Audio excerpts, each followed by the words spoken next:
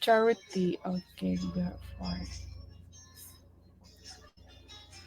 Sinabi dito sa 1 Corinthians chapter 13, ang pag-ibig ay mapagpahinuhod at magandang loob.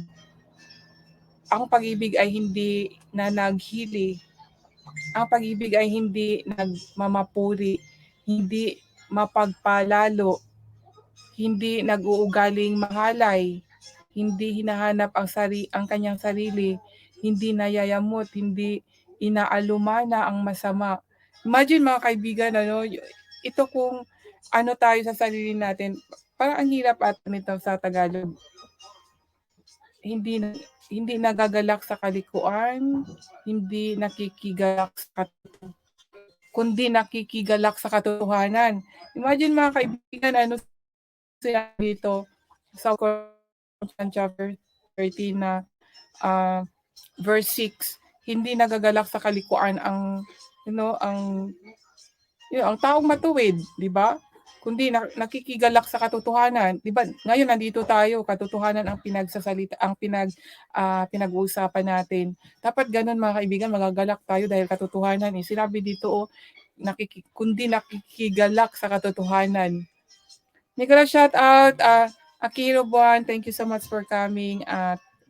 Si Store, yan po sila, mga mababait po yan sila. Marami po yan silang ninjas, mga si Store. Mag-ano ka dyan. Iwan ko lang si Akihiro Buwan, hindi ko alam. Pero si Jake, marami po yan siyang ninjas. Kaya si Jake po ang nilapitan ko. So, yun mga kaibigan, love is about, ano ba yun sa English? Charity suffereth long. Ito kasing charity, another word of charity is love. Hi, wala pa lang jacket si Founder. Founder team, Kapuso. Yes, Founder, yan. Yan. Maglablaban nyo na po si Jake at saka si Akihiro Buwan. Marami po yan silang ninjas. At mababait po yan sila. Magbaba po kayo ng link ha para maayudahan po kayo ni Jake. Salamat talaga Jake ha. At ito mga kaibigan, gaya ng sabi ko, charity, the other word is love. Charity suffereth long and is kind. Kind, di ba? Kaya dapat maging kind tayo mga kaibigan. Kung hindi man tayo naging kind, let's practice na maging kind po tayo.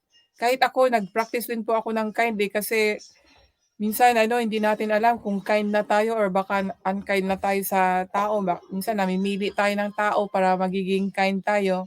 Baka kind lang tayo sa tao na dahil may maitulong sa atin, tapos pag nakita natin na wala naman siyang maitulong ay unkind na tayo. Hindi po ganon. Dapat kind tayo sa lahat ng tao mga kaibigan. Poor or rich. Lalo na sa mga mahirap kasi yan po talaga ang ano ba yon, yung sa ano ko lang ha, based lang sa naunawaan ko sa mga gawa ni Jesus Christ, mas lumalapit po siya sa mga mahihirap at sa mga makasalanan. Diyan po siya nakikihalubilo. Hindi po siya nakikihalubilo sa mga mayayaman na kagaya ng mga pariseo, scriba, mga pari, no? Hindi po, yun doon po siya sa mga mahirap.